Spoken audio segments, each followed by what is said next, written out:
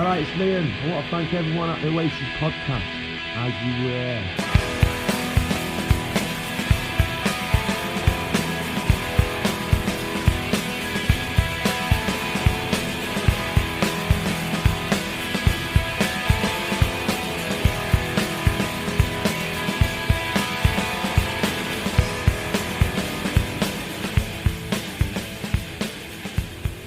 Hello and welcome back to the Oasis Podcast, the ultimate audio guide to Oasis. I hope you guys are all right.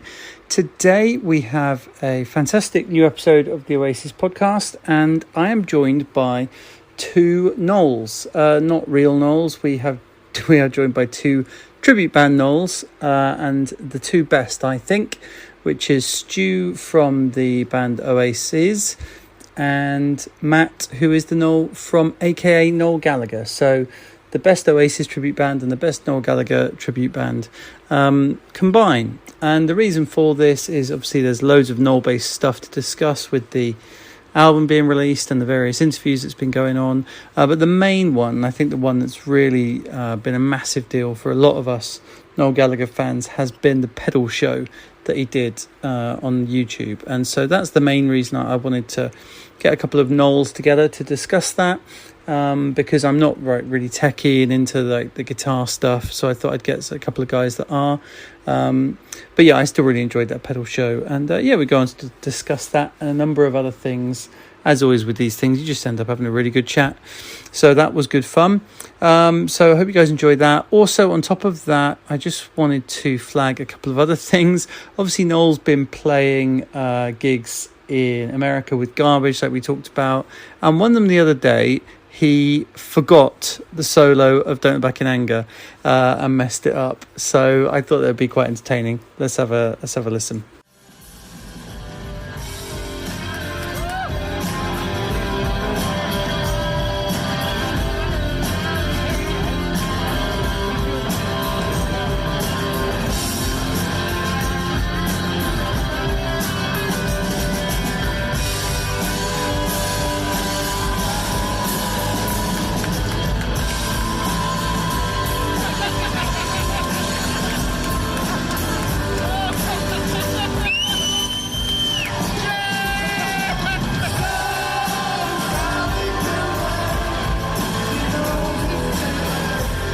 So what I really like about that is the way, and if you should really check out the clip, he just gives up. He just gives up halfway through, and he's just laughing. He's just turning around to guys and laughing. And it's brilliant, isn't it? To have the confidence to just be, yeah, okay, whatever. I messed up. He's Noel. He's allowed. So that was very entertaining. And probably, if you went to see him, I'd rather see him mess up. If he's messed up every song, then that might be a bit much. But to have be there for the special moment like that would be really entertaining. So anyway, and it's quite interesting that he did mess up that one, because a few of the recent interviews, when he's been talking about the album, he's been talking about Johnny Marr, he's been talking about Paul Strange Boy Stacey, and he said a couple of times, I'm not a lead guitar player anymore. Like, I'm not going to do those solos anymore. And I'm getting other people to come in and play these things. And he's not really there anymore as a player. And I think that's I don't necessarily think it's sad. I think it's just where he is, and he's sort of comfortable letting other people take that. So yeah, there we are. The other point, really, I suppose, Liam Gallagher has been on the Joe Wiley show. He did an interview with Joe Wiley on Radio 2. The reason for that is they are finally releasing a vinyl for Nebworth 22. Obviously, the film came out already and everything around it. So, sort of scraping the barrel, I suppose, find some content to get out there to people. But yeah, Nebworth 22 will be out, I think, August 11th. And so, Liam's probably doing the minimum required promotion, which is one interview with Joe Wiley. And it was interesting enough, actually. And I did, because there's been a lot of kind of Oasis reunion sort of chat going on, he was obviously asked about that. But yeah, other than that, it was just nice having him in the studio. Nothing particularly special or exciting, really. But anyway, here's a clip. Right, we're going to play. You're here to talk about the album, which is beautiful. I don't know that there are that many copies around. Have you not? Oh my God, it's gorgeous. To be partying. Yeah. This is Nebworth 22, nice. Which is what you played. I'm just going to pass it over so you can have a look at it as well. What do you think? Well, yeah, I'm on the cover, so it's always going to be a winner. Looking good. Yeah. No, I love it, man. I mean, it sounds mega, and it was a top few days out. We're going to play a track from it, and we'll talk more after this. So this song, "Roll It Over." Oh yeah. This is a single, isn't it? That's coming out. Why this song? Because you didn't play it with Oasis, did you? I think we might have played. I'm not sure. I can't remember that far back, but we may have and we may not have. And if we did, it would have probably been half of it, and Noel would have probably walked off halfway through it and that. But anyway, we played it this time, and it sounds mega. With the choir and all that, it sounded amazing. So yeah, I think I've done a good job on it. Right, this one's called "Roll It Over."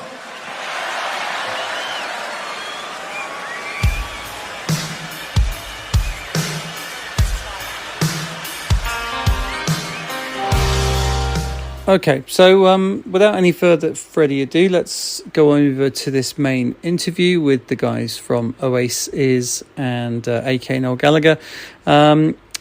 Make sure you check out the link in the description where I've got a full list of the guys' gigs they've got coming up. We talked through a few of them in the interview, but another one that I didn't mention in that actually because it's quite far out is they are playing Dingwalls in Camden on the 9th of December, which is a really interesting one. I think I'll try and get down to that because Dingwalls is a bit of a legendary venue. So, that one looks interesting. Anyway, that will do from me, and I'll see you on the other side.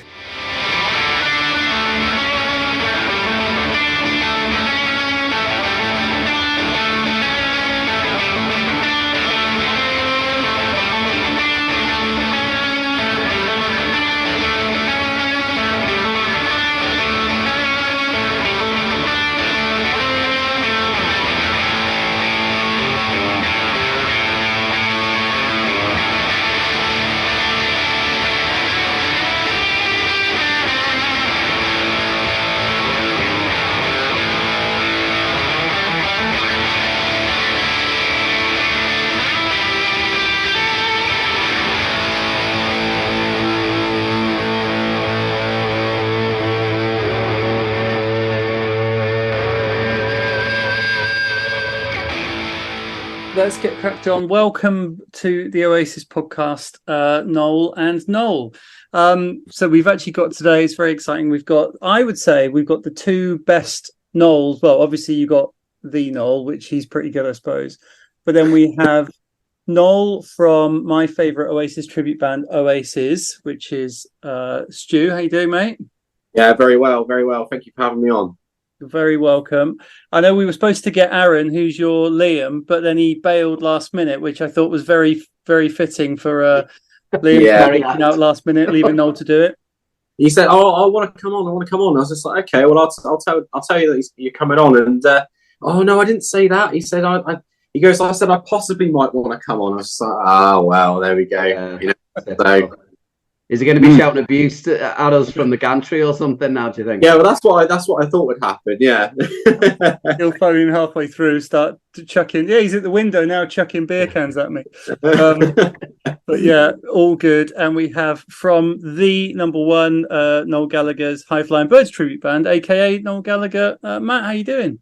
Very well, mate. Very well. Thank you for welcoming me to this. This is going to be an interesting chat, I think, after a very interesting pedal show with Noel. So, yeah, really looking forward to having a chat with you both. Absolutely. Well, that's why I thought this one would be really good to get the experts on, really, because I know like my sort of Discord and WhatsApp and things went mad after that pedal show because I'm not, I'm not techie at all. I'm not a guitar player. I mean, I still loved it. And it's one of my favorite interviews he's done in years. But obviously I missed out. I didn't get a lot of the nuance on like all the talk of the different pedals and the different kind of, things he does and the way he does it. It was sort of lost on me, but I just enjoyed the fact that he was having such a great time, really. And then obviously the big thing for me, even when it starts, he's playing these riffs that he hasn't played for years. And I'm like, oh, wow, Noel's playing the Columbia riff or Noel's playing the Cigarettes and Alcohol. It's just that for me was just, it's just sort of heartwarming. But what did you think? So Matt, I mean, what was your sort of initial impressions having first watched it? Do you know what? Just from what you said there about Columbia and things, just the little snippets that we got, the little tasters from that pedal show that they put out there on Instagram and Facebook, and as soon as you see it, you think this is going to be very, very good. This, because Stu, you the same. You know, probably watched that show for years and picked out maybe episodes with Ed O'Brien or Graham Coxon or whoever, or just watch random pedal episodes. But when the main man goes on, that was like, hang on a minute, this is going to be very, very good. Very, very. And do you know what? I was kind of expecting it to be half an hour, 40 minutes, and to get nearly 2 hours, I was delighted, to say the least. Absolutely delighted. Because the Graham Coxon one's just over an hour.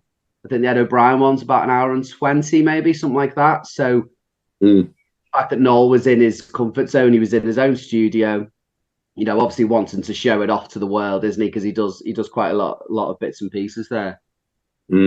Yeah, it's. I've watched it twice fully now, and just gone back to little bits to get screenshots of pedals and all that kind of stuff, and try and find prices for the damn things as well. Which, if Stu, I imagine you've done this. Some of the prices of those things is absolutely frightening. Yeah, I at the moment, I like to say I'm happy with my pedal board, but after seeing that, I'm kind of like, oh, I could do one of those. I could do one of those, you know.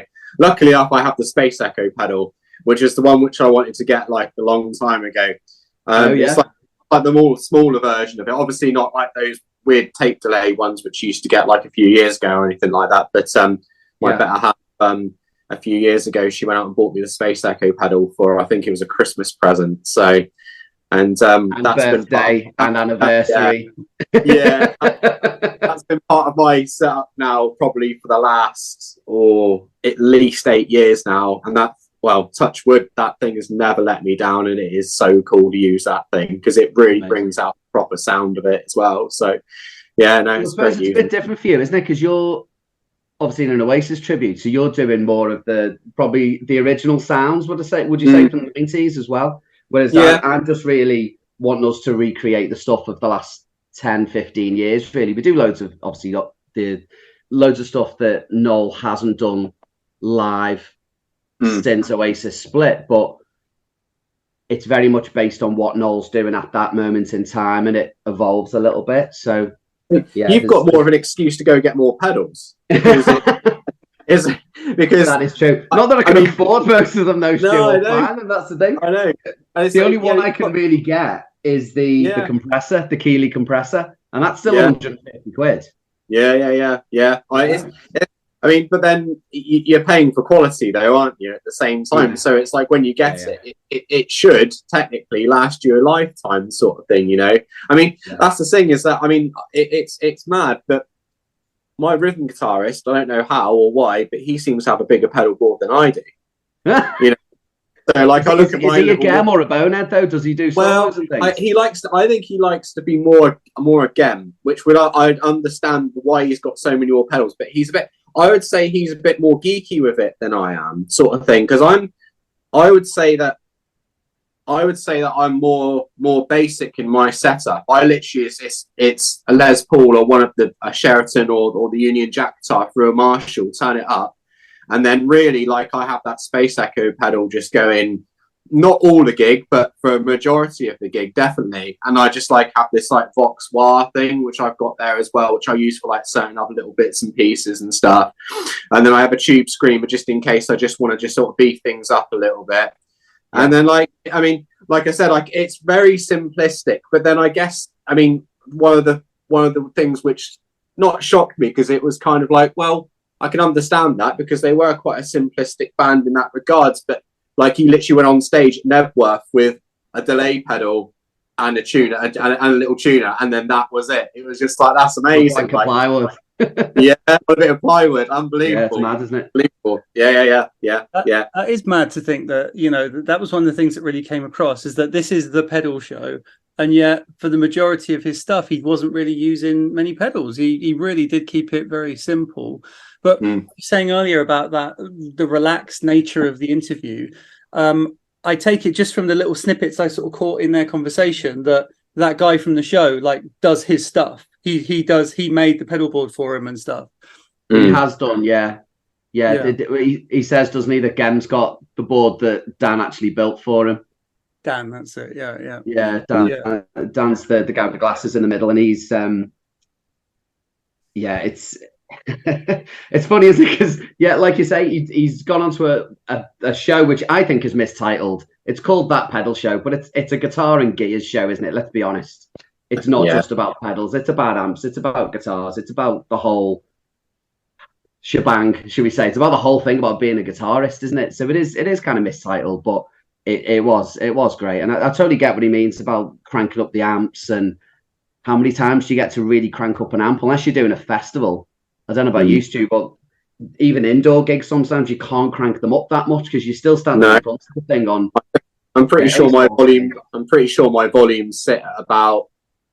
I think they sit at about probably at 9 o'clock and one at about 10 o'clock because I run mine through a JCM 2000 triple super lead. So I've got the lead there, so I can switch between the two on whether I'm taking a solo or whether I've got to pull back a little bit.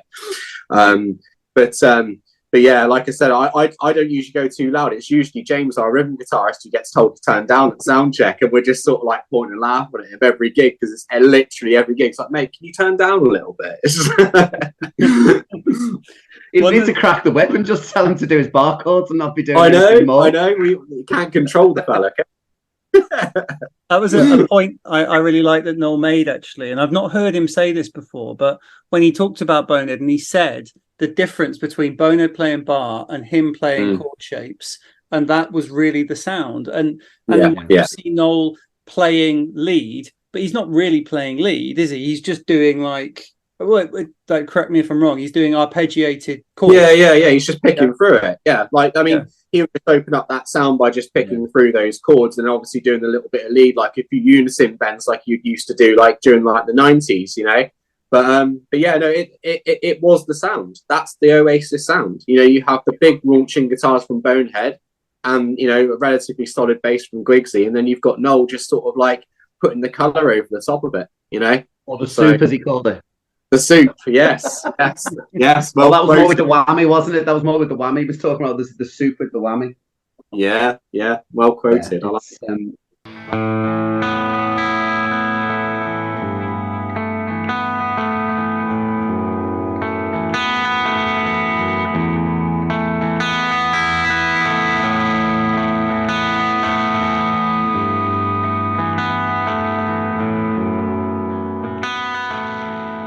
I thought that was funny at the end when we were jumping all over the place, but whatever. When when they all started having a bit of a play as well. I love that when they were all just having a bit of a play at the end. And those guys, obviously, so much better guitarists than he is, and they're using the whammy bar, and they're doing, and then you can see Noel sort of just getting it back on again and just going back to his same sort of couple of little riffs that he can do. It was like, okay, he's in terms of technical guitar playing, he's clearly out of his league here with these boys. But you know, they never wrote. That's the thing. He said it himself, didn't he? That he's not a lead guitar player. There was no guitar hero in Oasis, and yeah, he's absolutely right. And Noel became it because he was the man playing the solos, wasn't he? But let's have it right. Gem is the guitar hero, if anyone's the guitar hero in Oasis, and probably Andy Bell as well. You know, compared to Noel, but. Yeah, it's a weird dynamic, the whole thing, isn't it? Just the way it all came about. But he was. I have this conversation like we went on our usual late night trips back to Somerset after a gig, and me and Aaron were sort of like, well, you know, either pick our gig apart or we'll generally talk Oasis on the way home, and those conversations are had in those trips home, Stu. Come on. I know. And like, you know, we always talk about that sort of stuff. You know, it's great to sort of pick the bones of it. You know what I mean? You know? Yeah. Are you not sick of it though? But for both of you, are you not just like? I mean, I wondered if I would get sick of Oasis listening to doing this podcast, and because I'm not, to be honest, I'm not someone that like just listens to Oasis all the time. You know what I mean? Like a lot of people, like when people were sharing their Spotify figures. And they're like, oh, they listen to Oasis like literally average 4 hours a day and things. And I'm like, Jesus, like honestly, I don't really like. Yeah. I'll do a big re-listen if there's something coming up, or if I'm like, you know, if there's a particular, sort of, I'm just gonna stick Oasis on shuffle or whatever in the car. But I'm not like hammer Oasis all the time sort of person.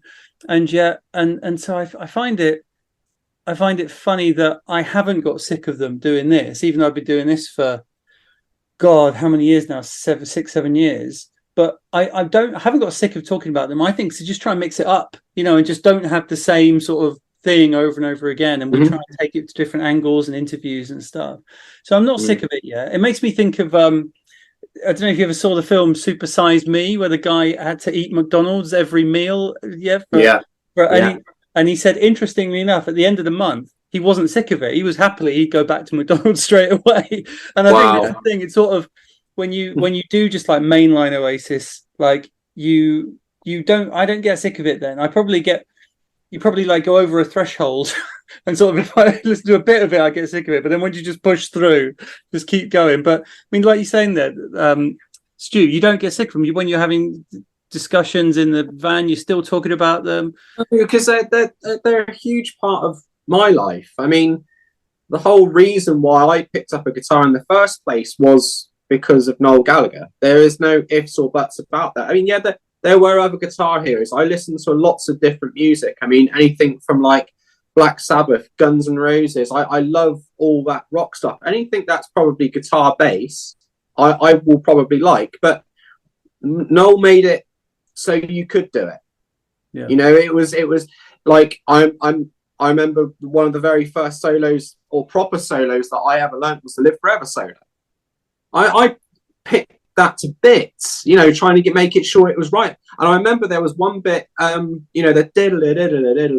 on that part where it comes in on the E minor chord where like he does that rundown. I remember playing that wrong for about 2 years when I started playing. And then I remember seeing a live footage of them playing, I think it was in Scotland. It was like, I can't remember exactly where it was, but I remember him seeing come right up to like, I think it was what fret would it be on the 17th fret and like running down from there. And then I worked that out from that. It was kind of from like if it wasn't for Noel, I wouldn't be playing guitar. It's as simple as that.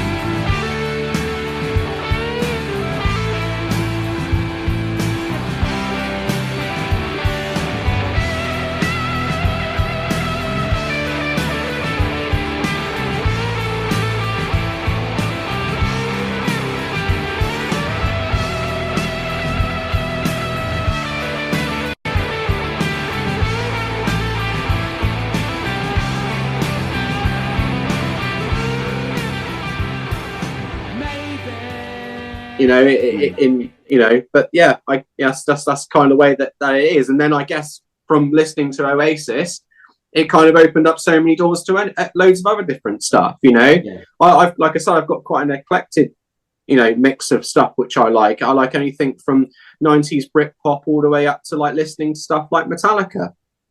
So it's but then it opened the door for me because once you've done that and you kind of not get bored of it, but you kind of want to push yourself to go do other things as well as, do you know what I mean? So but yeah, no, Noel was the foundation, man. He's the reason why I play, so yeah. I totally relate to that, Stu. I think I picked up a guitar because of the Beatles initially, but that was probably about 6 months before Definitely Maybe came out, something like that.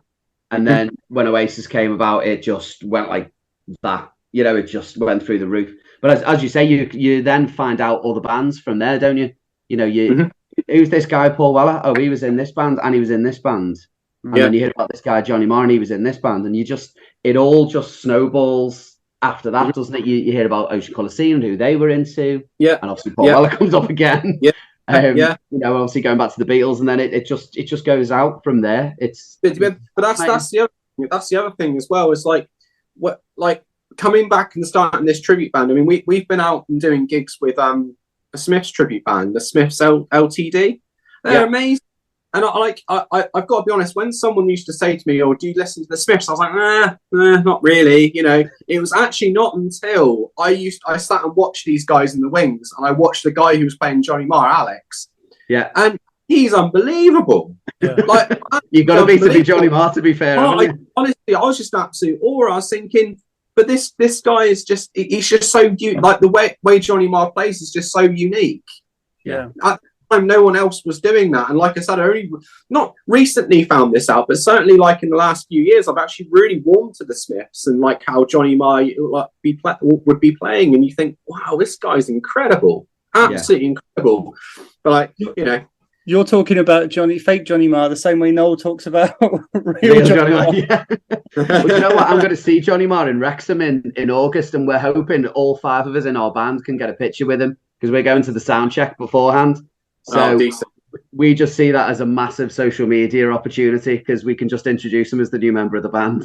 That would be cool. The other big space in August. The other big interview that's come out, I don't know if you guys heard it, is the track by track that Noel did with Radio X, John Kennedy. Yes. On the new album. Do you know what? I saw that randomly the other day and I didn't even know it existed. It just came up on YouTube and I was watching it on telly. That was fascinating. I haven't seen it. I'll be honest, I haven't seen it yet. Yeah, honestly, we'll send you a link. It's absolutely brilliant. Yeah, I'd love really, to. really good. I'd love to. That was really interesting, and that's what I want. You know, we do like on the podcast. I do like the A to Z of the Oasis songs every now and then, and we're getting through them. But there's certain songs that just Noel has never talked about. He's never been interviewed about, and they just never come up. And I just wish that like he's done that track by track for the album. There's so many songs he's just never talked about. So that was really great to get like the origin story of a lot of those songs.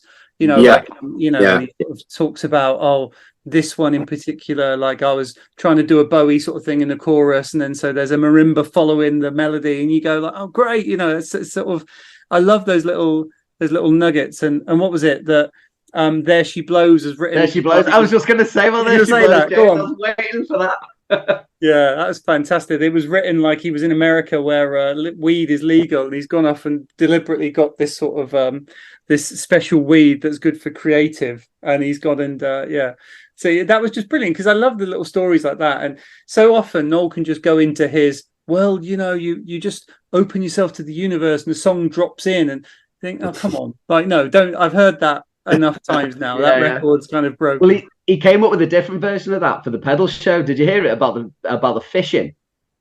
Like, you can just be a fisherman, just the life of a fisherman where you're just sitting at the lake, you're sitting at a pond or whatever, and you're just waiting for the big one to come. And some days it doesn't come. Some days it does. You might get a little one here and there.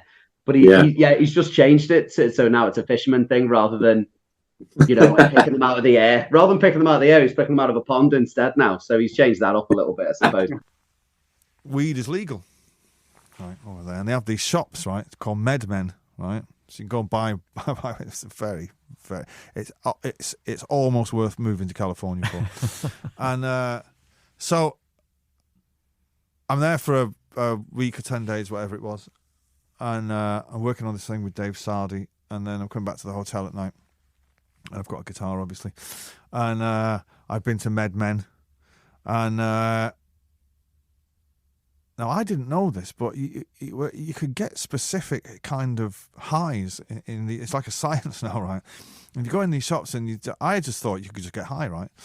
And you go in these shops, and they say, "So what kind of high are you looking for, sir?" And I'm like, "Well, how many are there?" And they're like, "Do you want a spiritual one, or like a sexual one, or would you like?" I'm like, "And they're like, do you want a creative one? Give me some of that." This is no word of a lie. This is weird. Go back to the hotel with this weed, some creative. I'm like, and I'm a cynic. I'm just like, just want to eat loads of crisps and watch telly and laugh. Right? And so I start writing this song, right? And the lyrics are all about some nautical nonsense, right? Like there's a guy who's a commander of a ship who's looking the seven seas for some girl. And then like move here. This is outrageous. But you're right. He does. He seems to go. I think we've all listened to numerous Noel interviews where, especially with each tour, and he's doing all his promo, and he talks about the same thing, and he almost does them word for word, doesn't he? When he's talking about one thing, it's this, it's that, and you're like, oh, here it comes. There's this story again, and let's see if he changes it up. No, it's pretty much word for word. And I get it. How many did he do with these promo tours and how many interviews? I get it. Yeah, I get why it happens. They just fall into just broken record thing. Yeah, broken record thing. But like on the pedal show, like you could see, like he was really enjoying it. Like you could fully see how much he was enjoying it, because it's not necessarily something he always does. Yeah. So like to see him plug in his old amplifiers and stuff, you could see it was proper nostalgic for him. Like it was, you could see it. And like I said, I mean, it's great to see, because like you said, all you hear is the same old sound bites over and over from the same interviews. Whereas like you got a little bit more, like, you know, and then like you said, there was other things in the interview which you kind of thought, oh right, I didn't know it. For instance, like one thing I could just pick up the top of the Black Les Paul, like the intro to Morning Glory, that was done on that one. Oh, that's amazing. Like I always wanted to know what guitar he would have been using for that, you know, so. Yeah, that was the one that The Queen is Dead was written on, wasn't it? Johnny Marr's right. Black Les Paul. But and then he butchered it by changing the pickups and putting a switch in or something. Yeah. It is amazing. I loved all the little stories, and just going back to how relaxed Noel was. I think obviously, like we said, he's in his own recording studio. He's getting asked questions that he doesn't get asked by journalists. These aren't journalists. These are guitar guys who are asking geeky guitar questions, and that's what we as fans have wanted. Whether you're like you, James, if you're not a guitarist or musician or whatever, but they're more interesting than just the normal stories that you hear when it's just two guys sitting in a radio studio. You know, it's how's Liam, and when are you getting back together, and then you get the old thing of, he just needs to call me, and I'm up for a conversation. Then those lines start coming out. That's what we've heard, haven't we, the last couple of months? Yeah. But he didn't. There was no mention of Liam. And when Liam was mentioned, it was because Noel mentioned him and talking about Oasis and whatever else. And it was a lot more organic, which I liked. And he's not kind of backed into a corner of Oasis. And he was just talking. He was just dead relaxed. And I just thought it was fascinating. I was just delighted to get 2 hours of it, to be honest, nearly 2 hours. Yeah. I did just think this is going to be 25 minutes or 30 minutes. This is going to be... Yeah, this is going to be one of those amazing things on the horizon, and then it's going to be a letdown, because it could be a 5-hour opus of an episode. Do you know what I mean? It could be like the extended Lord of the Rings or something like that. But yeah, I was just made up that we got so much from it. Yeah, absolutely brilliant. I like the fact that he's bigged up Paul Stacey so much. That's fantastic. Oh yeah, didn't shut up about him, did he? Yeah, no. And also on the Radio X one, he's I think he's done so much over the years, and I don't think he's probably like the unsung hero of Oasis and Noel live. Yeah, I thought he's such an unsung hero of the Oasis sound, and actually even more so, I think, than I thought. I always thought he was important, but I've even he'll run. Like when Noel's demoing songs, he'll run them by Paul, and Paul will be helping him to stretch. I never knew it was to that extent. It sounds like he really is like the unsung hero. Yeah, I think he's kind of like Phil Smith and Mark Coyle, isn't he? He's part of the inner circle.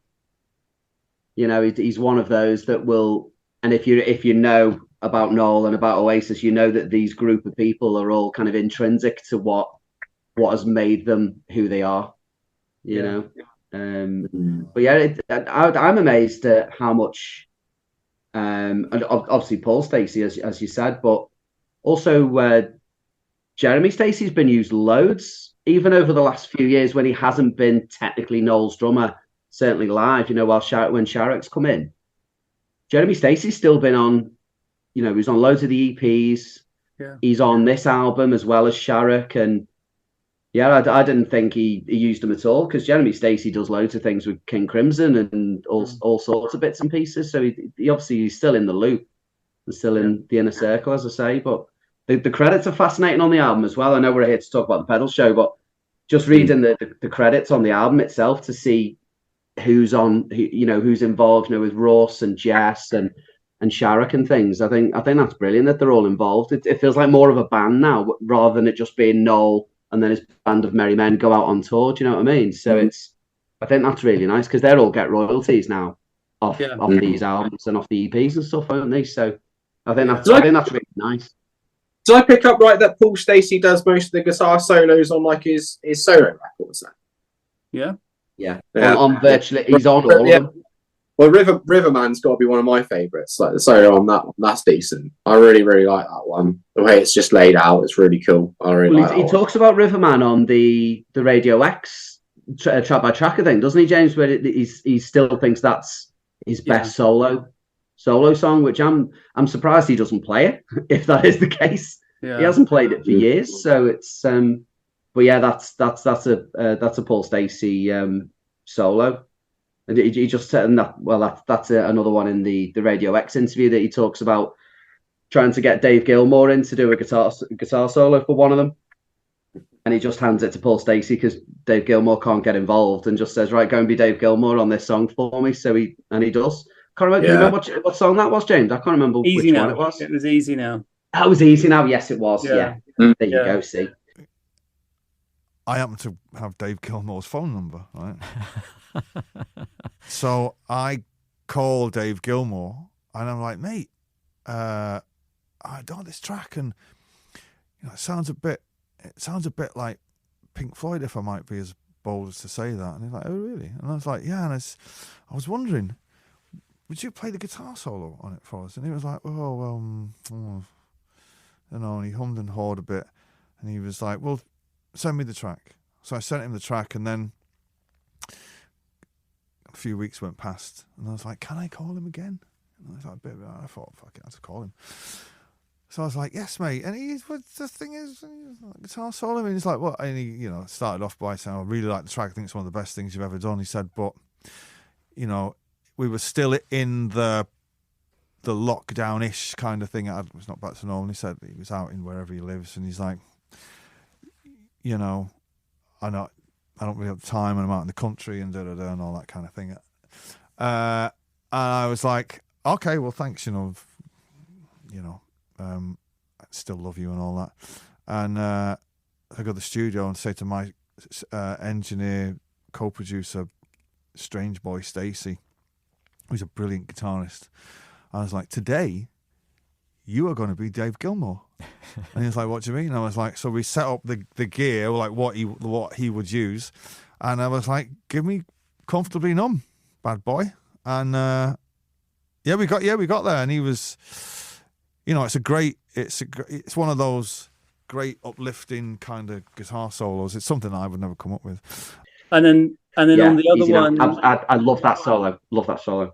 Yeah, that's a really. When he started saying about, well, it's Dave. I called Dave Gilmour. I thought, wait, Dave Gilmour's not on there. I don't remember. Is this going to be an exclusive? And then it's like, but Dave Gilmour couldn't do it, so we got Strange Boy to do a Gilmour impression.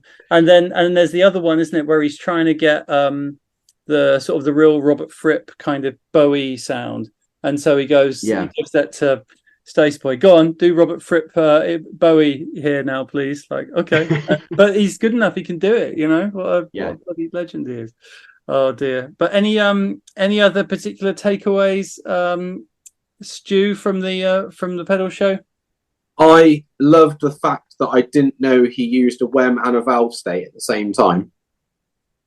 That was just like completely over my head. I thought it was just literally just like a straight Marshall, but to actually hear the WEM and the valve state blended together was just like, that's monstrous. That was so cool. Really, really cool.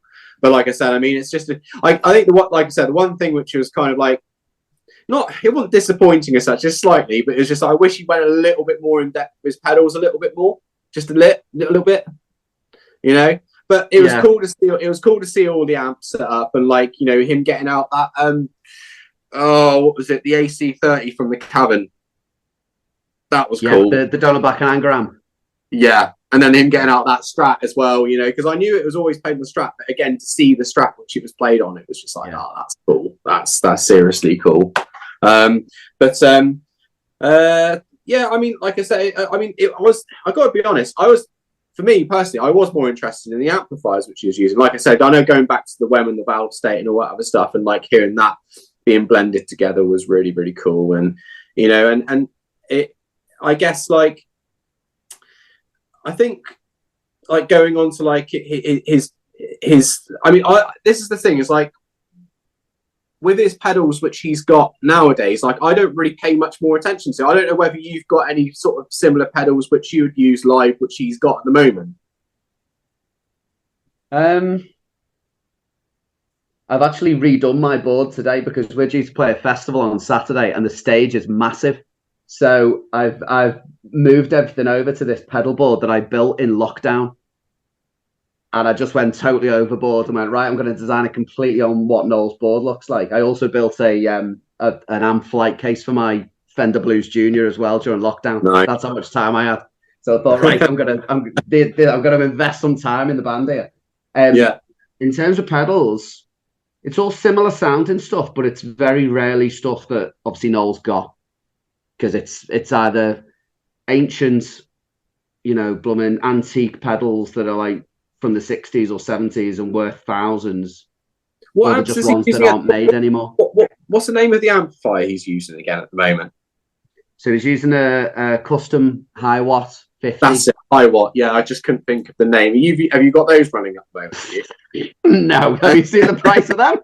Not got a cheaper version. One of them alone is 1,800 quid, I think. Just one of them. And he's got at least two of them on stage. No, I've got a Fender Blues Junior, which is them alone are like 500 quid, but that is loud enough. Trust me, that's all I need. Absolutely brilliant. It's really compact. I just sit it on top of the flight case, and it does everything I need. It's brilliant. But in terms of the pedals, I think the only one I've got that's exactly the same as Noel's is either the Chromatic Tuner, which is about 60, 70 quid, or the Tremolo, the Boss Tremolo. That's pretty much it. I've got a Tube Screamer, but the Tube Screamer wasn't on the pedal show, was it? He didn't have it. I'm sure he has had a Tube Screamer in the past. Yeah, he's definitely had it before. Definitely in the last, since going solo, he has, because I've seen his pedal boards before, and he's had a Tube Screamer on there. But I'm after a Kingsley Page Tube Boost now. But they're about 300 quid if you can find them. Yeah. So I'm going to be hunting one of them down. But yeah, I've got a little delay there which does the trick. I've got a chorus pedal if I need it. The tremolo, as he said in the interview, is only used for little by little, so that's the one song it gets used on. Yeah, and that's pretty much it, if I'm honest. And then it's just cranking the amp up a bit. But the Fender Blues Junior is so powerful that you can't really go over 2 or 3 on it, because it's just ridiculous. It's so powerful. And then if you go up to the deluxe, the hot rods and all them, they're even worse or even better, whichever way you want to look at it. Yeah.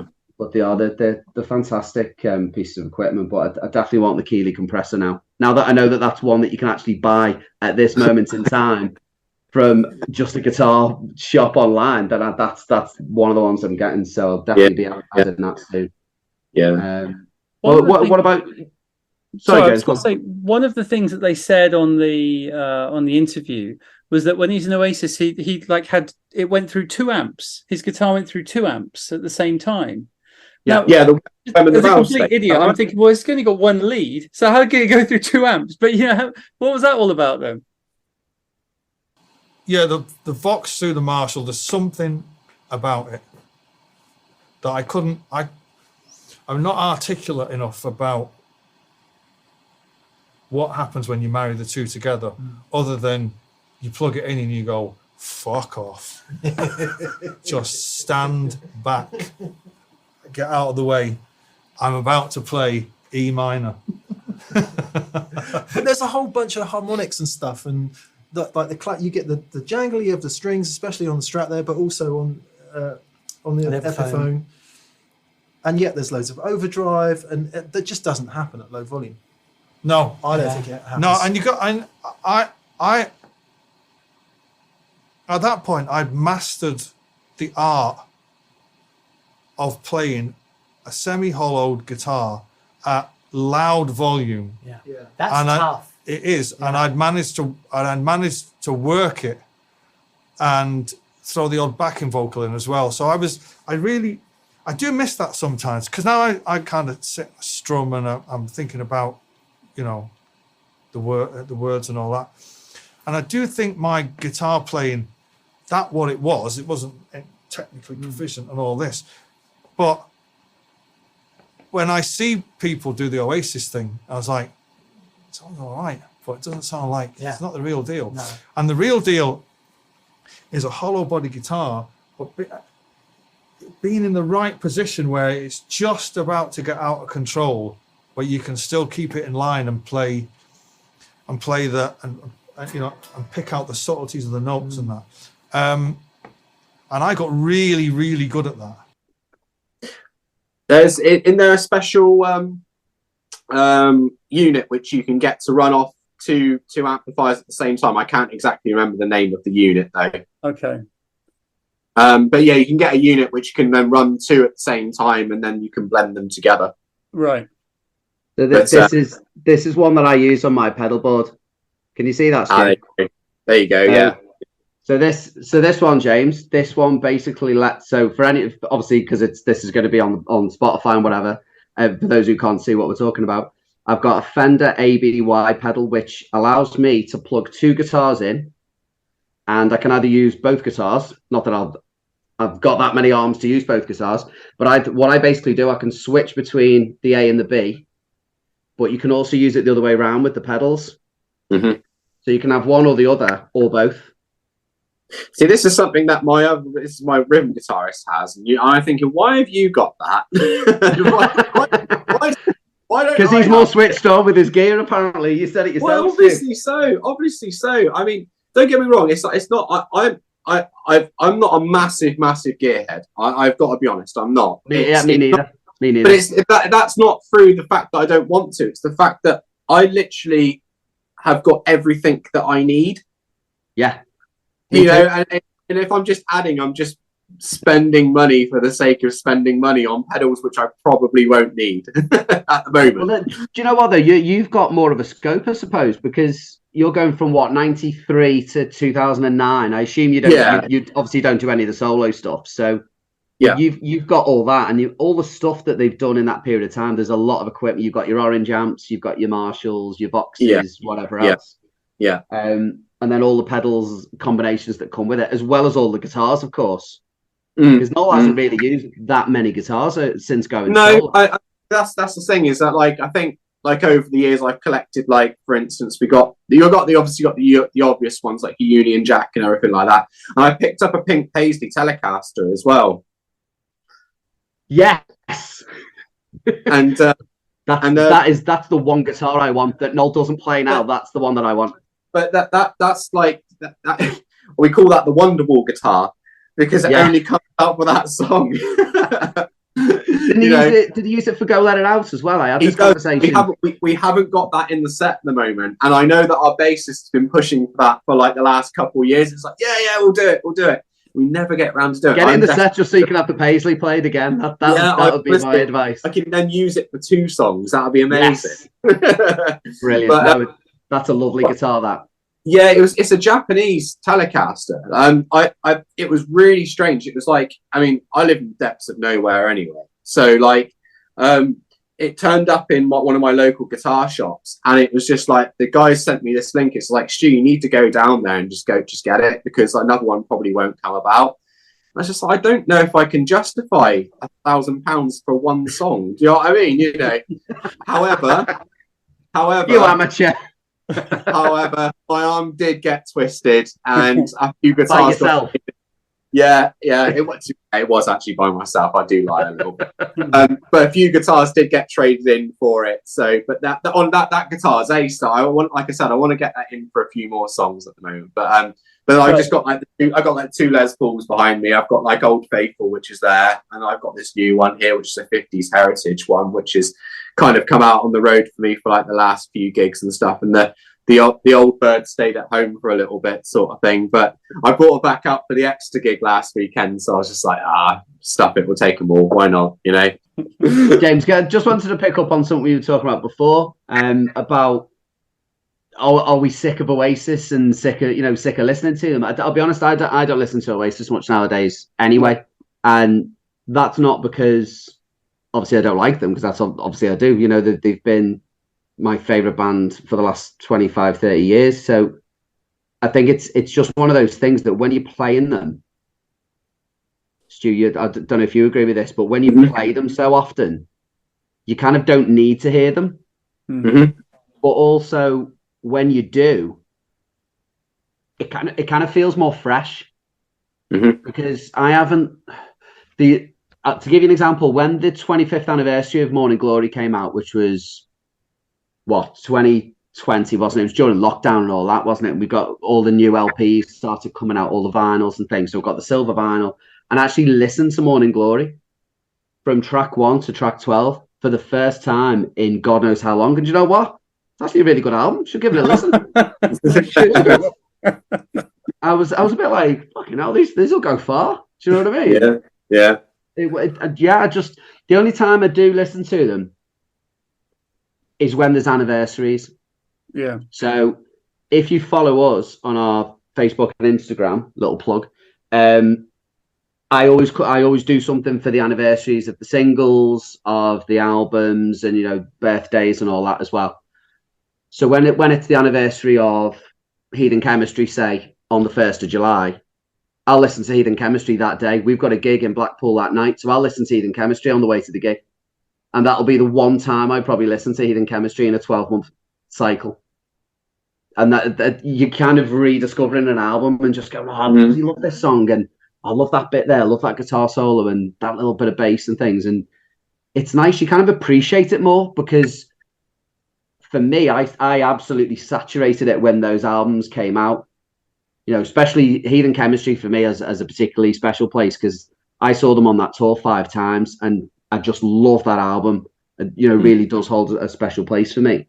And that group of songs, all the B-sides, all that kind of thing, I absolutely love it. So that's why we do Stop Crying Your Heart Out little by little, every single gig, regardless. So when Noel had to Stop Crying Your Heart Out about 4 years ago to his set, kind of at the end of the Who Built the Moon tour, I was like, right, that's going in. Absolutely no problem at all. Thank you very much. Yeah. But yeah, I mean, you've made a podcast out of it for the last 5 years or whatever, James. But yeah, for me, Stu, I think it's just that you can talk. There's just endless conversations about Oasis, isn't it? Endless, absolutely endless. And it's great to talk about, what Noel's doing now, what Liam's doing, Bonehead joining Liam, and all these other bits and pieces. It's just a whole legend and mythos around them, isn't it? You know what I mean? And it just keeps you going. I don't know any other band that's. I mean, people who are older than us probably might say that about Led Zeppelin or about the Beatles and stuff, but yeah, for me, that's exactly what Oasis are. It's down to the nitty gritty. I feel more like or who Liam's getting married to now and all that kind of stuff. It all is part of the whole thing, Yeah. I'm not bored of it. I think if I was to listen to them right now, I'd be more obliged to go listen to a live gig. Yeah. Like I just find that you hear the songs in a different light rather than the album. They evolve, don't they? The songs evolve. They get recorded in that moment, and then once they go out on tour, once they become a live thing, they become the audience's property, don't they? Noel said it himself, they're not his songs anymore. And the song just evolves, doesn't it? Solos change, guitars change every tour. What he uses, different vocal, phrasing of the vocals change, or bits get added and stuff like that. It's it's a constantly live and evolving thing. That's what I love about them. And it probably makes it more fresh going back when you hear the original version of Wonderwall and you go, oh yeah, it's in that key, isn't it? It's in a different key to what we always play it in capo third, because that's what Noel's done for God knows how long. What do you guys do? Do you do it in second still? On what? Sorry, on Wonderwall. Do you on Wonderwall? Yeah, it's always been second fret. Yeah. Capo second. Yeah. I suppose if you're not singing it and you're Liam singing it, then you're always going to do it in second, aren't you? Yeah, that's it. Yeah. But we had a band practice the other day. The one who happens once a year. But we had a piano player turn up, which we're actually going to start using at some of more of our local gigs soon. Oh, We've cool. got the piano stand all built up and everything like that, so we're going to start bringing that to gigs as well. And it just having all painted up. Yeah. It's all painted amazing. up. Yeah. And that's one. That was my third project during lockdown, and I never had the time to get to it in the end. But that was the third thing I wanted to do. We've had it in someone's shed for probably the best part of about 6 years. But the thing is that we built it and then we realised that it doesn't fit in the back of the van properly. So we built this thing, and it only comes out at our local shows when we like play Yeovil or something like that. So we go, stuff. We'll just get the piano stand. But we actually had someone turn up, and we had a band rehearsal with the keyboard player. And we thought, wow, like how it fills it up now. Do you know what I mean? It's unbelievable, really. Like, obviously not for every single song, because like it can get a little bit cabaret, can't it? Do you know what I mean? You know, if having the keyboard player, they're like jamming away. But yeah, like that's an excuse for Go Let It Out now as well. Get the Paisley out, get all the organs going. Absolutely perfect. Yeah. There you go. I've just got it. Go Let It Out back in your set now. There you go. You're welcome. Like just having that hammer organ there as well. Like, for instance, like we try and add in the you know, at the end of Cigarettes and Alcohol, when they do the we do that at the end of Cigarettes and Alcohol, and he started putting the hammer organ at the end of it, and it sounded mega. I was just like, why have we not done this earlier? Do you know what I mean? But then, like I said, we always struggle to find time to try and get our little bit of practice in, but we did the other day, so you know, it's all good. Do you know what? I'm glad you've mentioned Cigarettes and Alcohol there, actually, because we did ironically in Blackpool, where we're playing next week, the same venue. Last time we played there, we did it with the Liam Gallagher tribute band as well. So they were on before us, then we did our thing, and then their Liam joined us on stage for the encore. So we did Cigarettes and Alcohol, because I've always wanted to do that particular version of Cigarettes and Alcohol from Wembley. Yeah. And we did the big intro at the beginning, the Tomorrow Never Knows intro, then obviously Cigarettes and Alcohol itself, and then the big Whole Lot of Love ending with the crazy keys. Proper hammer organ. Absolutely superb. Our keyboard player loves that. He absolutely loved it. But yeah, mate, you got to get Go Let It Out in. Just bring the Paisley out and get the organ on it. Excuse now. Absolutely, there is no excuse. There is absolutely no excuse whatsoever. It's like I said, it's we've got him lined up for a few shows, so I'm sure that we'll try and get something in, 100%. And you need to make sure that stand is one that you can fold down as well. That in my head, I'm like, right, I'm gonna have to design this so I can fold it down into a case and then make a case for it as well. Yeah. You don't make the same mistake we did by making it too big, so it now no longer fits in the van. So this is the problem with my pedal board. I only use it for a few gigs a year because it's that big. It takes up the whole back seat of my car, which is pathetic. You know what I mean? So we're playing on a massive stage on Friday at the Sausage and Cider Festival in Derbyshire. So awesome. I'm going to be using that. I'm just like, I don't care. I'm going all out Noel on this gig. I've got my mic stand in the middle of it. Yeah, so I'll share some pictures and you'll see all the story on Friday. Yeah. Good stuff. That's fantastic. So have you guys never crossed paths then over the years? No, I don't think we have. It doesn't really happen with Oasis tributes because you're always just kind of dotted around. As Stu said, you get Smith tributes and you get Stone Roses tributes and all that kind of thing. We've got a Liam tribute that we work with and a Weller tribute as well that we're doing a couple of gigs with. But even if it's a festival, you guys might be doing the Friday and we might be doing the Sunday or something like that. Yeah, you're not on the. Understandably, if you're kind of half and half the same band, they're not going to have you on the same stage on the same day, really. So the festival we're playing on Friday, there's an Oasis tribute there, I think, and I think they're on the Sunday. I think so. Yeah, it very rarely. Well, if I've never heard of it happening where that's been the case, unless you're going for something particular, a proper Oasis night where you've got a Liam tribute, a Noel tribute, and an Oasis tribute, which is a bit of overkill if you ask me. But yeah, it would be. Yeah. Well, it would be for me.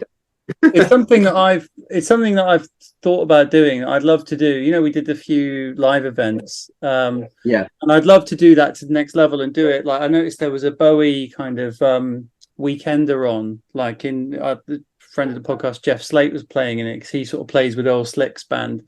There's a lot of Bowie stuff, and I'd love to do that, like an Oasis weekender. So you start off like you getting a few people connected to them, like get the real people down, and maybe get like people that have worked with Bonehead or like Alex Lipinski, people like that, like they've connected to Oasis in some way, but then also have you guys have some different Oasis tributes, and I think it'd be I suppose you don't want to hear like exactly the same set every time, do you? So you'd need to sort of you don't want to hear 3 versions of Wonderwall from one from each set, do you? It is overkill. But I don't know, James. I remember you talking before COVID about you were looking at doing something at the Zanzibar or the Cavern, weren't you? In Liverpool, that never really happened, did it? No, that's right. Yeah, I mean, as sort of after the we did the Water Rats, and that went really well with Tony McCarroll, and I did a Water Rats with Alan McGee, and that went well. And I did a Glasgow with Tony. I did 2 more with McGee, and it just the sort of is sort of diminishing returns, to be honest. And it was like, and so we looked at Liverpool. We looked at a couple of other places. I looked at Nebworth, actually, like playing in but playing like in the grounds of Nebworth. But there's like a little venue, like there's a little pub on the grounds of Nebworth that you can hold like 200 or whatever. I thought, we could play Nebworth. That'd be cool. But then, to be honest, COVID kind of laid that to rest. And then I did look at one in Manchester, maybe a year or so ago. And unless you're going to get, as I said, Tony McCarroll, he stopped doing them now. Who else is there that's willing to go out on the circuit, talk, that people are going to be willing to come out and pay and watch? And I'd lined up kind of Debbie Ellis, from Sister Lovers, and who was there that night, and Sharon Lathan, Noel's photographer, Big Shaz. Yeah. And I thought that would be cool because Debbie's a photographer as well, and you could have like it just didn't sell. Like it sold, I announced it sold hardly any tickets, and then that was Manchester. And I just thought, you know what, it's just not. I don't know. I think it was still a bit early days of COVID. So I think we'll just have to see. To be honest, we'll have to see. Did you, James? Did you think about getting hold of Clint Boone? You know what? It's Clint Boone is someone that I've had. Various people have said over the years, "Oh yeah, no, I know Clint, and I've dropped him a couple of emails over the years, and I've just never heard from him." So, you know what I mean? Enough. I don't know if he's just like, because they always have that thing with it's the sort of unofficial Oasis podcast. It's like, with people that are mates with them, sometimes there's a bit of friction there. Should they come on and do something that's kind of unofficial? Yeah. You know what I mean? So I don't know whether it's that or not, or if he's just super busy. But I mean, to be honest, and I don't tend to chase people. Like I've probably emailed him twice and never heard back. So I thought, sod it. Like, now we've had a chat about it because you've had him out with you, haven't you?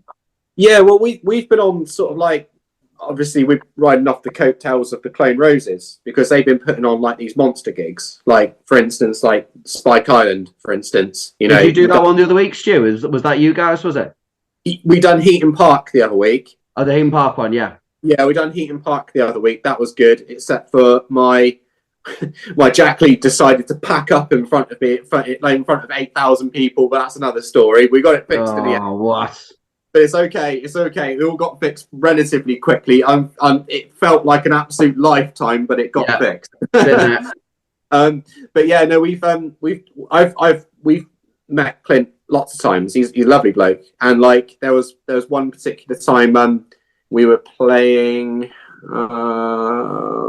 Warrington Park Hall, and I sort of like I couldn't find a toilet. I was like, I need to go find this bloody toilet, and I ended up bursting into his dressing room and not knowing he was there, and come back out. He's like, "Oh, you're right, mate." I said, "Oh, so sorry, Clint." I said, "I need to find a toilet, but I got to go and see." And I ended up chatting for him for like an hour. He's the nicest bloke you ever meet, and he was just sort of like, the problem is like when you're in that sort of setting, that kind of like half professional setting, you don't want to bombard him with, "Oh, what's Noel like? What's Liam like? What's it?" You find it's a little bit too intrusive. Do you know what I mean? Yeah. So like we're talking music, but he's the nicest bloke. Honestly, he's top guy. Really, really nice.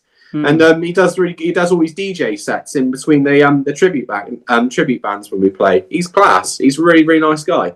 Yeah. No, I'm sure he is, and he's done other stuff. Like he's done, like when I'd done a few of those interviews, like if you go through a company, and he will do the interview with Alan McGee or whatever, like, and it's him doing the questions. It's like, well, he's as interesting to hear talk as anyone really, because he's done so much in the bands and obviously all the media stuff he's done. But That's cool. And then obviously you guys have done quite a bit with like Phil Smith as well, haven't you? Yeah. We there was one particular gig. I think it was Islington O2. Yeah, London. That was a little while ago. That was when we done the Definitely Maybe tour. I actually got that black Les Paul made up for that tour as well. I sold it now. So I was like, I shouldn't have done that. But no, he's a lovely guy too. We saw him. Yeah, yes. I've met him. He's a lovely bloke. Yeah, he's a really nice guy. And then we met him again at what was it, Butland's 90s Weekender when we played that. I think that was last year. I think it was last year. It was last year. Was that the Shine? Was that Shine On? Shine On, yes, that's it. Yeah, Shine On weekend. Yeah. See, I'd love to get involved with that. I email them every year. Just we don't get anything from them. The Clone Roses seem to play it every year. But we got asked last year and we didn't get asked back this year. But I don't know. They kind of chop and change. Like does seem to have like a different Oasis tribute each year. I don't know. So I have no idea. And I think they generally try to avoid tributes, is my understanding. I know they didn't used to have tributes, I don't think. And then I was quite surprised when I saw a couple of tributes turn up. So I think the last 4 or 5 years, minus the COVID years, they've kind of welcomed them in, haven't they? Because I know one of the bands that we work with, Laid, who are a James tribute, they've done that as well. Then you've got like some Sleeper and whoever else involved as well, which is brilliant, So it's great that they have the tributes on as well. Yeah, I can understand it. Same as like Water Rats, because when I booked the Water Rats for the live event, I was like, we'll have an Oasis tribute and then this live, and they said, no, we don't do tributes, and I understand it because it's good. It's good for the original bands. It must be. I can imagine it's annoying for original bands that you guys come in and and pack the place out, and then they come in the next day and play to 3 people and a dog. So I get it, and I get you need to support new music, and so hence that's good that they do that.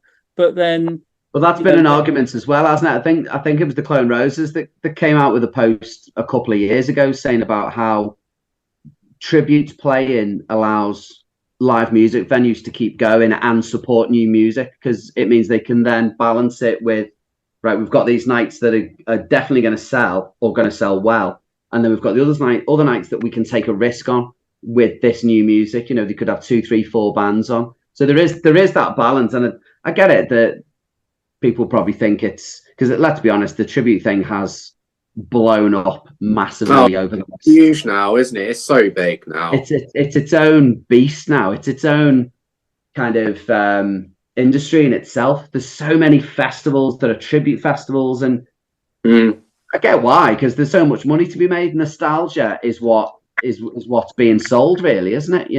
It's sad though, isn't it? Because then you just wonder the state of the music industry at the moment. Because I've been on the receiving end, because I obviously we've all been there. We've all played in originals bands, and we've all gone round and played all the toilet circuit and all this. To no one, nowhere, and.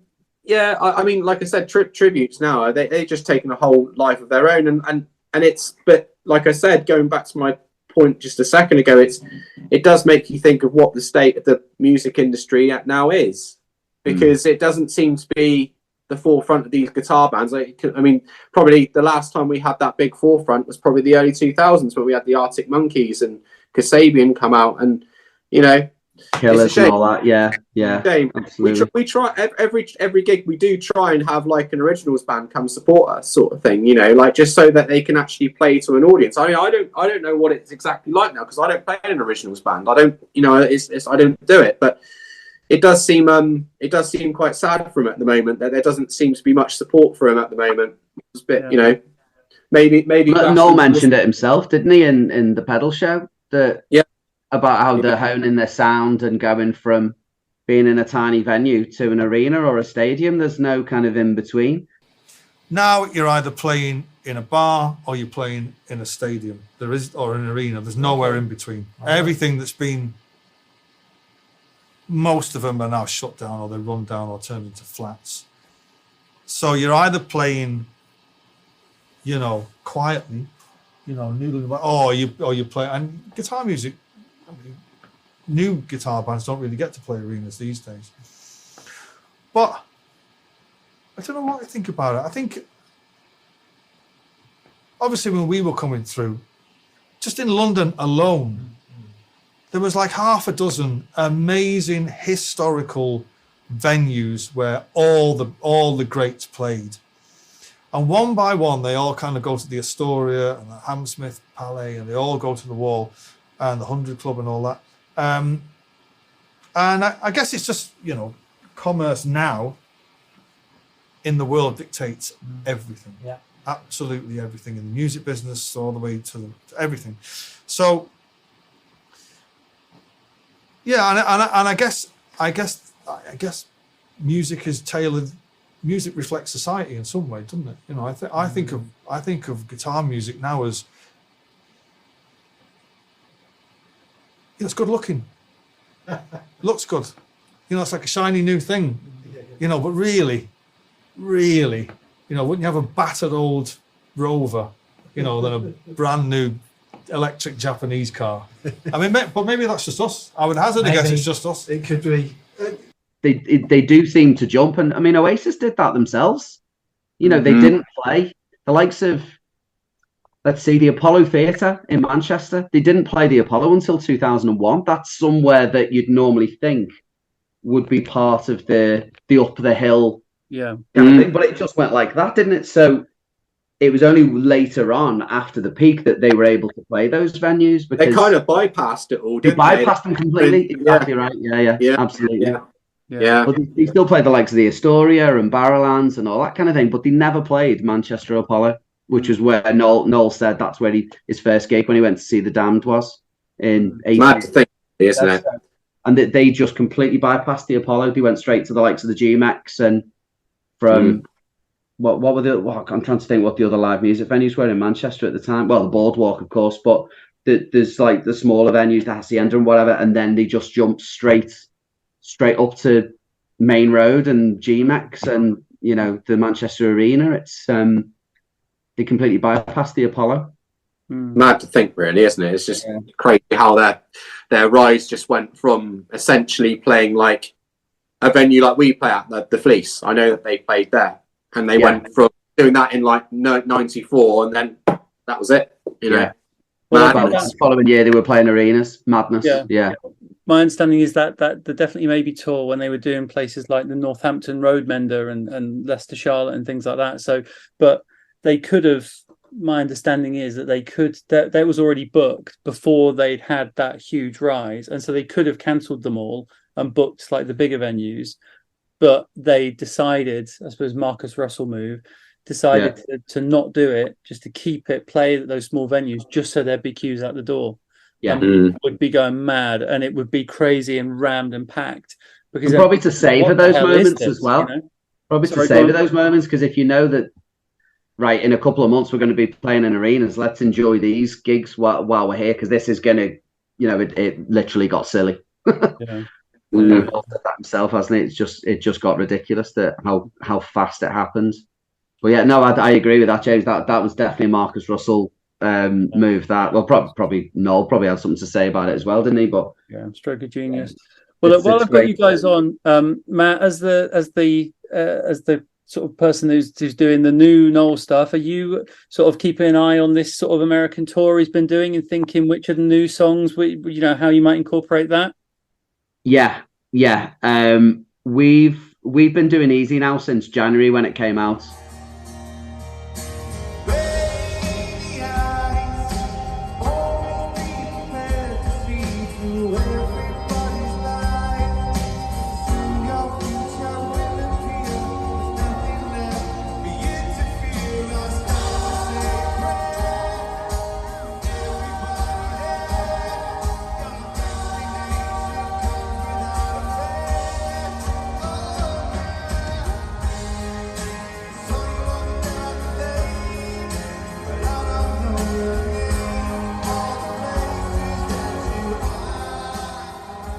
So I'm made up that he's doing it, although he has dropped it from the set, which is a shame. But I don't know if you've looked at this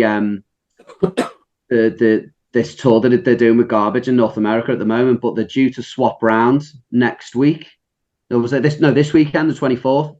Because it's all been labelled as Noel Gallagher's High Flying Birds and Garbage from the 24th, but before it's been Garbage and Noel Gallagher's High Flying Birds. So he's going to go from doing an hour to maybe an hour and a half. So I think that's why they've been adding all these other songs, because they're going to fill out the set with everything that they've done so far. Because they didn't start with Half the World Away.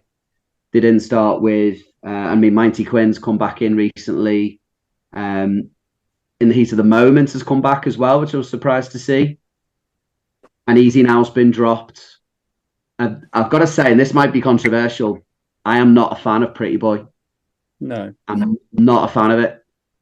When I heard it, I thought, yeah, it's all right. It'll grow. Let's see what it's like live. And they start the set with it. And with that Casio keyboard.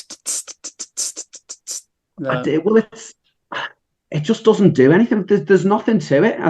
It's the one song I could honestly say, and I wasn't a massive fan of Black Star Dancing, but that's still got its moments, and even Blue Moon Rising as well.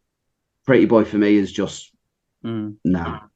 It's just done nothing for me at all.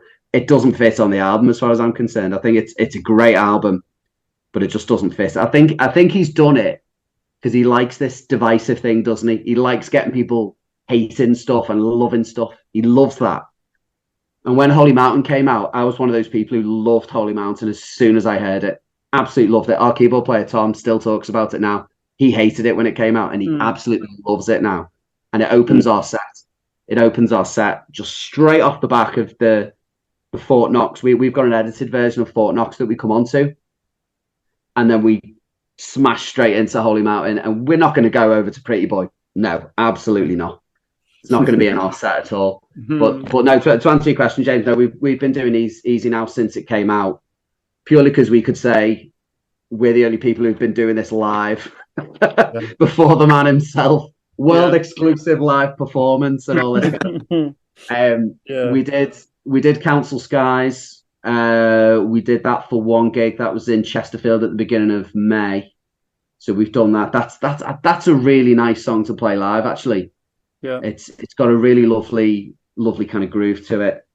Although it is, and I did listen to the Oasis podcast episode talking about that particular song, James, and I agree. It is like an AI version that's just like this song here, this song there, that song there.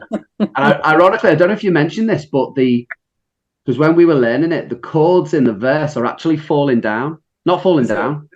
Shock of the Lightning. Shock of the Lightning. Oh, right, okay. Same key. It's the same two chords, played a little bit differently. So, Stu, if you haven't picked up on that, give Shock of the Lightning a bit of a go and just strum it a bit differently. Put it It's exactly what's that? Is that the B major and B minor? Is that the two opening chords? Yeah. So it's capo second fret and then playing like a high A, bit like Master Plan. Yeah, so you're playing it high, but just playing those two. Basically B's and B minors. Yeah, we used to do Shock of the Lightning. That was like in the first couple of years we used to do the tribute band, and it was like we used to love doing it. And for some reason, it just kind of got ousted out. We've never played it again. What was the reaction to the crowd for that one for you? It was like this. Yeah, it was like that.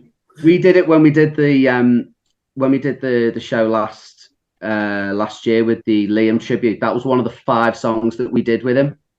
And we started, what did we do? We did Cigarettes and Alcohol, Shock of the Lightning, Lila, which is still one of my favorite Oasis songs to this day. Yeah, those two songs are very similar, though. They're in the same key, capo second fret, in B.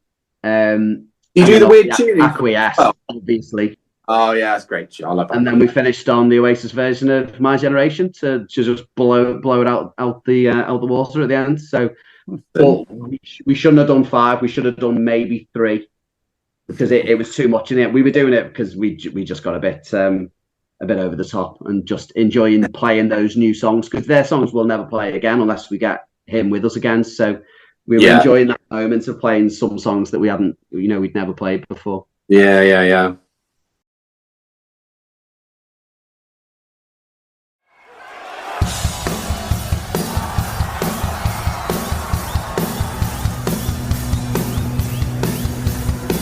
It's the best number 3 record you'll ever hear.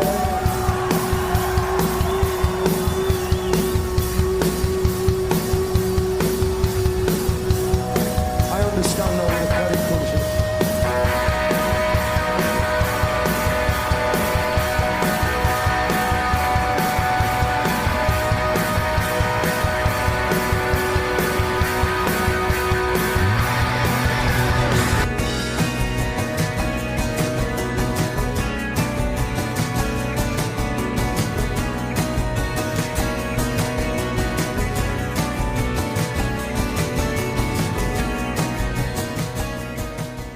Stu, so what's the plans? What's next up for Oasis? You mentioned this Sausage and Cider Festival, or is that you got the Sausage and Cider? That's us. Just every festival for you is a cider festival because you're from Somerset.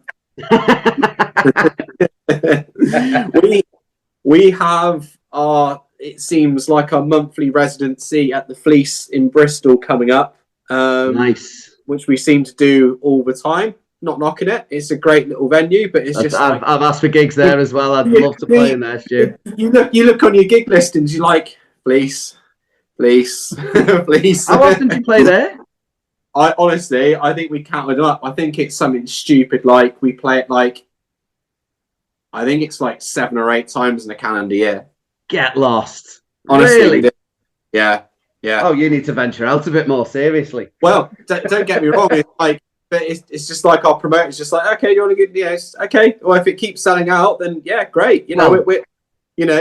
Well, if you don't go back when it's sold out so many times, then you're full, aren't you? So we this is no joke either. We have the Fleece in July, and then we have a break, and then we play the Fleece again in September. You come back, and then we've got our homecoming gig in Yeovil where we're doing definitely 90s, which is going to be us, a Blur tribute band, which we're good mates with, a Manic Street Preachers tribute band, and a Stereophonics tribute band. So that's going to be a really good night. It's only literally a few tickets left for that one, so hopefully that should sell out pretty soon. Cool. And then we've kind of got we've probably got another few gigs coming up with the Clone Roses. I'm not 100% sure exactly where they're going to be. That's when we kind of get in the van and I switch off and like, where are we, boys? Manchester. Okay. I've got it here. So you're in Northwich on the 30th of September. Yeah. Where's Northwich? Is that? Don't ask me. I was going to say, that's up by you, isn't it? Yeah. It's kind of between Chester and Manchester. It's around that area. All right. Mm-hmm. And then you've got 2 nights at the Guildhall in Gloucester. You've got Commandeer. We're doing definitely maybe one night, and then Morning Glory the second night. Oh, nice. Morning Glory night's nearly sold out, and I think there's a handful of tickets left for definitely maybe one, which I find is ridiculous because personally, I was going to say Noel would be fuming about that, wouldn't he? I prefer personally to go to the definitely maybe night over the Morning Glory night, but that's just me. But so that one's coming up. You know what I love Noel's comments about where do people get off buying Morning Glory and not buying Definitely Maybe. I love that. Would you do it just to get on my nerves? I know, yeah. I'd pick Definitely Maybe any day of the week over Morning Glory. My personal opinion. Stu, I wonder how many people are going to both. Well, this is it. This is the thing is that we've done 2 nights when it was the Definitely Maybe tour a few years ago, and I know for a fact there was loads of people who bought tickets for both nights and they saw exactly the same show. Yeah, but that's just I find that madness. But not in a good way. In a good way, it's not bad. It's just like I just find it absolutely bizarre that someone would come watch the same show 2 nights in a row. But there we go. And what about... It's not like you're going to see Radiohead and you're going to get a different set of 25, 30 songs each night or something, is it? With Noel, with Oasis, it's going to be the same thing. Exactly. Maybe 1 or 2 songs changed if you're lucky, but it's going to be... We may have a variation. We may have a variation in there somewhere. and you need to then do Be Here Now the next night. That's the one that would sell out straight away. And you get money's worth as well, 'cause it'll be about 3 hours long. Well, I would do that. It's just the other boys trying to get them to actually turn up to a band practice and actually rehearse those songs. I blame the rest of the band. Typical guitarist. All right. And Matt, not me. I blame the drummer completely for that. In doubt, blame the drummer. Yeah, absolutely. And so Matt, so AKA Noel Gallagher, you've got the Derbyshire Sausage and Cider Festival coming up, and then a few more bits and pieces throughout the summer. We have indeed. Yeah. We seem to be playing Yorkshire an awful lot at the moment. So not quite sure how that happened, but we went at the beginning because we've been going for 8 years, and we just couldn't get any gigs in Yorkshire, and then all of a sudden we've got Huddersfield, we've got Cleckheaton, we've got Leeds, we've got York, we've got where else? Rotherham. We've got, all of a sudden you're just like, oh, I'm not quite sure how this happened, but yeah, we've got loads of different gigs as well. So we do full band gigs, and I always say this when we speak to because we did a gig on Friday in Kidderminster with a U2 tribute band before we went to Camden on Saturday, and one of the good things about Oasis and Noel is that you can scale it down. So we do the 5-piece in, proper music venues, but then we can do pubs and bars, which is just me and our keyboard player, or, with a smaller drum kit or something like that, just a bit of percussion. So, you can proper scale it down and kind of get the name of the band out there more. So when we play those smaller gigs, those like bars and pubs and stuff, we speak to people afterwards and say, oh yeah, we've got the full band, we're playing in wherever, just up the road in a few months' time. Come and see us then as well. And they're like, oh, really? What you called? Are you on Facebook, on Instagram, all that kind of thing. So, yeah, it's a good bit of variety, because we love the full band gigs, but the pubs and bars are always cool as well. They're always really good. Mm. Well, look, thank you very much, gentlemen. So you guys know if you need an Oasis tribute band, it's Oasis. If you want Noel Gallagher, it's AKA Noel Gallagher. And thank you very much for your time this evening. James. Thanks very much for asking us. Yeah, we talked about the pedal show a little bit, didn't we? But I think it's a lot of very good chat, and I was happy to have two worlds collide. It's wonderful. All right, great to speak to you, gentlemen. Speak to you soon. Cheers, guys. Thank you.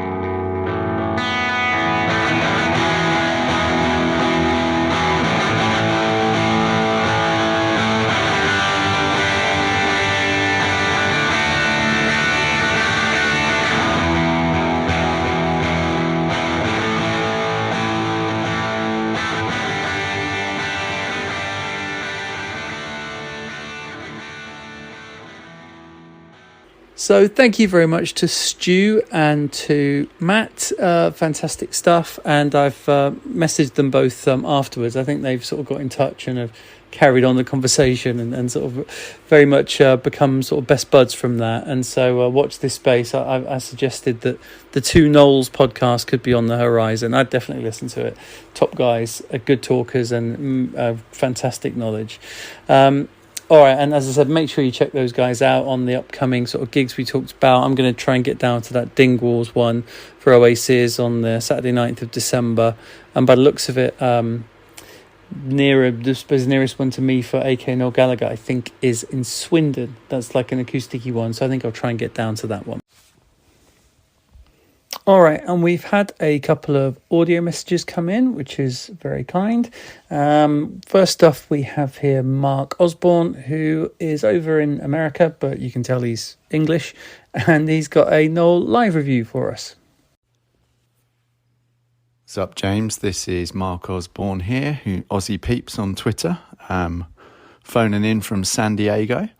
Went to see Noel Gallagher's High Flying Birds last night. It was a double headliner with him and Garbage, supported by a Canadian band called Metric. And I thought I'd give you a little review of the show. I took my two boys, aged 5 and 8, along. It was their first ever gig. They loved it. I loved it. The wife loved it. It was brilliant. They all sang along to Noel's songs, both old and new. They got to experience singing Don't Look Back in Anger, like their lives depended upon it. And the set was great. He did Pretty Boy, Council Skies. We didn't get Easy Now, which was interesting. That was played earlier on the US tour, but we didn't get that last night. We also didn't get Live Forever, but instead we got Half a World Away, which I was very happy with and superb to hear. And it was just a brilliant day out. Noel, as you'd probably seen in the news, had been watching the Man City Champions League final at a bar in San Diego earlier that day, and was saying that his voice was pretty wrecked as a result. To be honest, I couldn't tell when he was singing. It sounded perfect, but he used that as an excuse to not do the Joy Division cover last night. So he joked that we got shortchanged by one song, but I'll be honest, I wasn't bothered that we didn't have that. We still had Going Nowhere, Little by Little, Master Plan, and everything from the sort of Oasis half of the set. This next song is the lesser known B-side to a wonderful single called Stand By Me. The third much maligned Oasis song. Be Here Now. Much maligned by myself, I will freely admit that. The song is called Going Nowhere. Is it really?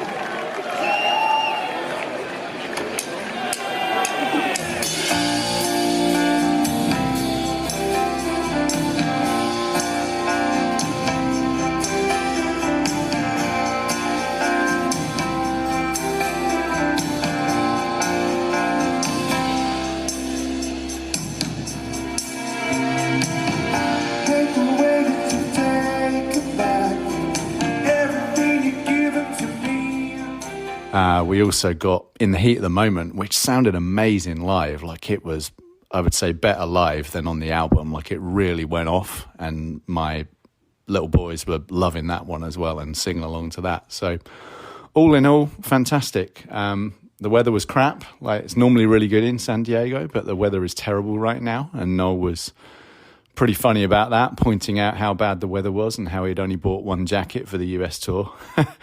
But yeah, it was superb. It was great.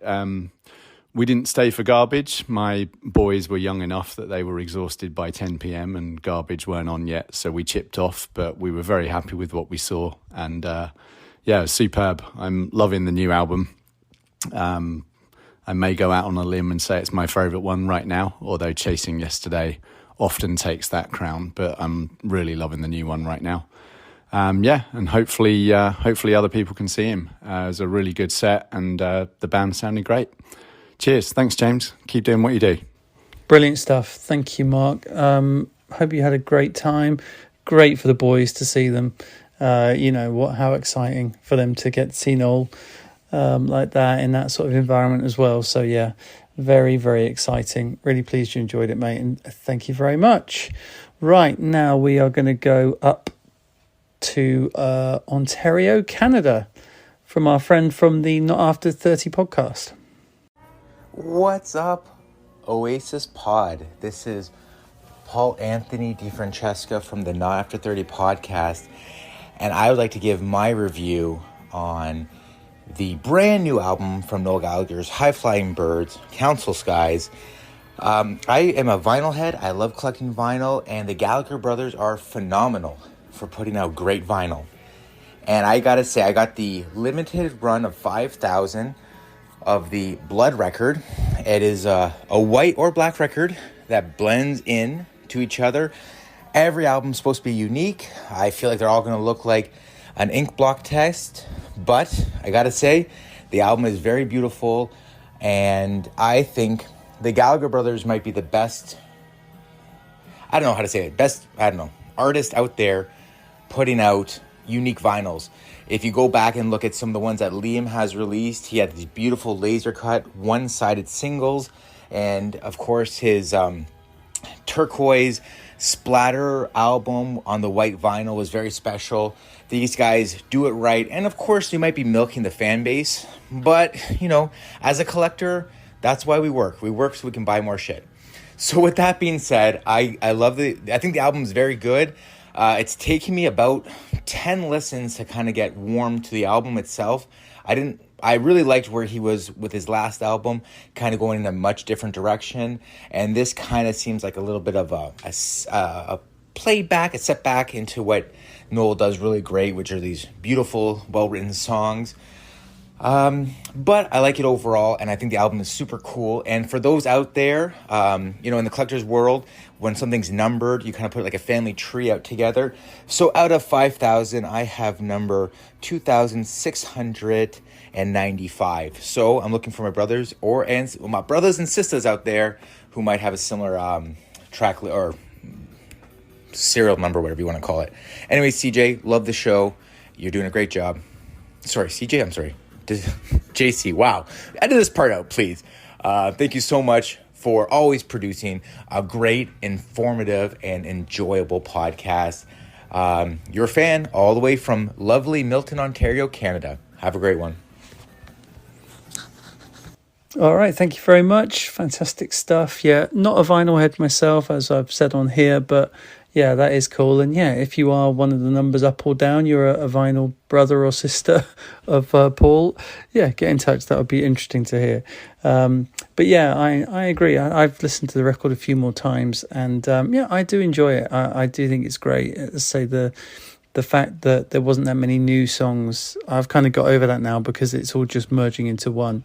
Yeah, the one thing I didn't cover last time. Oh, anyway, so yes, thank you very much. And yeah, CJ, who's CJ? Come on, man.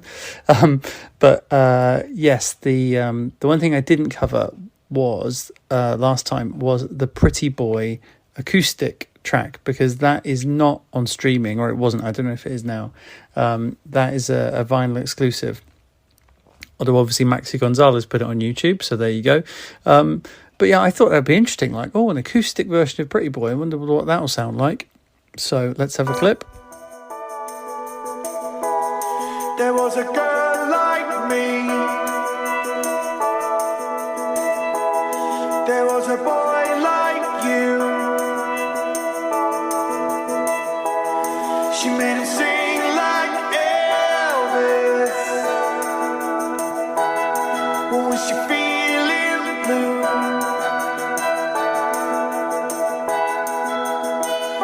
You tell me that you want it, yeah, yeah. You tell me that you need it, yeah, yeah. And as you can hear, it's not really an acoustic version. It's similar to the bonus tracks that he did on the best of, where what he's basically done is it's just a remix of the recorded version, but they've just stripped out a lot of the other tracks and just kept the acoustic guitars high in the mix. So that's not an acoustic version. I think an acoustic version is when you're sat there with an acoustic guitar, like his demos for the Be Here Now stuff and things like that. So yeah, I think there's a bit of a cheeky one, really, to call it an acoustic version. But anyway, there we go. It's another kind of relatively unnecessary bonus track. And I'd be a bit peeved if I'd sort of bought the 800 quid vinyl just to have that. But there you are. Okay, thank you, Mark, and thank you, Paul. If you want to get in touch and send me your thoughts on the Noel album, or if you see them live or anything else, then feel free, oasispod@gmail.com. But anyway, all right, that will do it for today. Thank you very much for listening to the Oasis podcast. Most of all, thanks go to our patrons. You put your money where your mouth is, and it's greatly appreciated. You can become a patron at patreon.com/oasispod, which is where I post bonus episodes and other interesting stuff. Also, you get a link to the Discord if you join there. And yeah, that's always good fun. Plenty of good fun chat on the Discord with people that you may well have heard of on the Oasis podcast. And yeah, YouTube. Make sure you go and follow on YouTube. Got quite a lot going on over there. So yeah, do check that out. All right, that will do it for today. Thanks very much for listening. Stay in touch. Stay